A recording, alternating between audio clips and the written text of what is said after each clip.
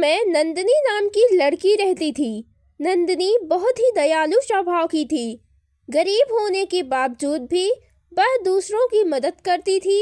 एक दिन उसके घर पर एक भूखा साधु आता है। बेटी, खाने को दे दो, मैंने 3 दिनों से कुछ नहीं खाया, मुझे बहुत भूख लगी है। तब नंदिनी अपना खाना उसे दे देती है। बेटी, तुमने अपना खाना साधु को क्यों दे दिया?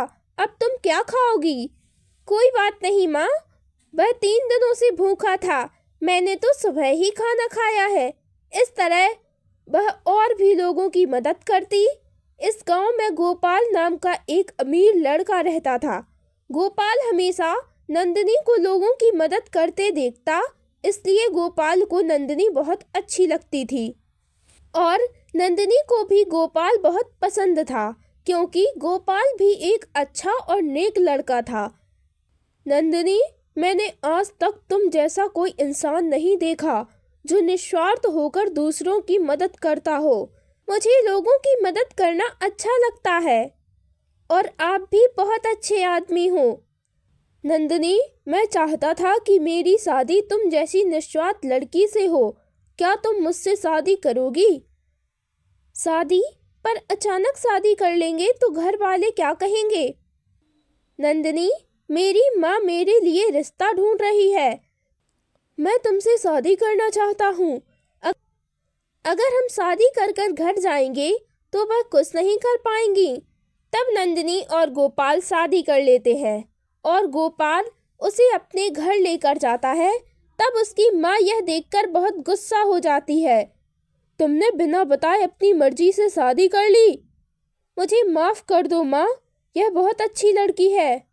मैंने तेरे लिए इतनी अच्छी और अमीर लड़की पसंद की थी और तूने किसी भिखारिन से शादी कर ली।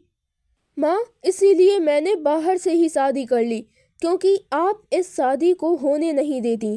तब गोपाल और नंदिनी अपने कमरे में चले जाते हैं और गोपाल की माँ को बहुत गुस्सा आता है, पर मैं ज़्यादा दिन इसे टिकने नहीं दूंगी। तब अगले दिन गोपाल ऑफिस चला जाता है। तब उसकी माँ नंदिनी से कहती है, तुम्हारे पिताजी क्या करते हैं? माँ जी, मेरे पिताजी चप्पल जूते की सिलाई करते हैं। क्या तेरे पिताजी मोची हैं? पता नहीं मेरे बेटे ने तुमसे शादी कैसे कर ली।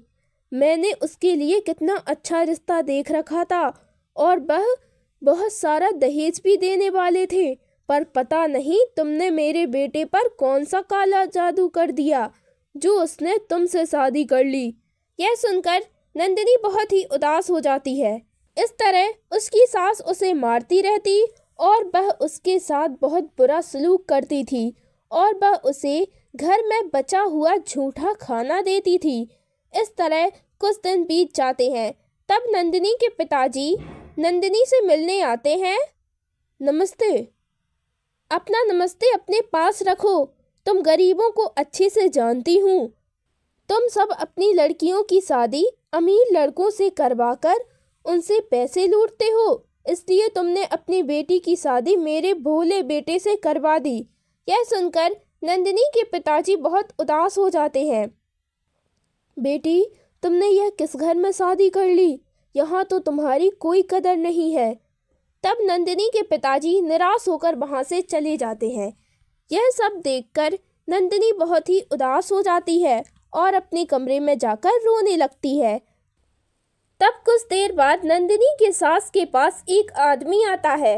माँ जी, आपके कहने पर मैंने एक रिश्ता ढूंढा है जो आपको 10 लाख दहेज देने को तैयार है। अब कुछ नहीं हो सकता, मेरे बेटे ने गरीब मोची की लड़की से शादी कर ली है। क्या शादी कर ली? अरे, मेरी कमीशन भी चली गई। तब वह वहाँ से चला जाता है। मैंने कितनी कोशिश की थी गरीब यहाँ से चली जाए, पर यह तो जाने का नाम ही नहीं ले रही। मुझे दहेज चाहिए था जो कि इसके रहते नहीं मिल सकता। अब तो मैं इसे मारकर ही रहूंगी। वह नंदिनी को मारने का अच्छा मौका ढूंढ रही थी। तब अगले दिन नंदिनी छत पर खड़ी होकर कुछ सोच रही थी। इसे इस छत से नीचे गिरा देती हूँ, सभी को लगेगा कि पैर फिसलने से नीचे गिर गई और मेरा नाम भी नहीं आएगा। तब वह धीरे धीरे नंदिनी को गिराने के लिए उसके पास जाती है, पर जैसे ही वह उसे धक्का मारने लगती है तभी आगे से नंदिनी हट जाती है और उसकी सांस नीचे गिर जाती है। तब उसकी बहू उसे जल्दी से अस्पताल ले जाती है और डॉक्टर उसकी मरहम पट्टी करते हैं। माँ जी, अब आप कैसी हो?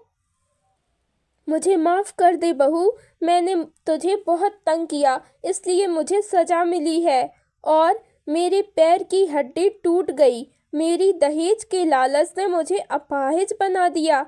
इस तरह नंदिनी की सास को उसकी गलती और लालच का अच्छा सबक मिल जाता है।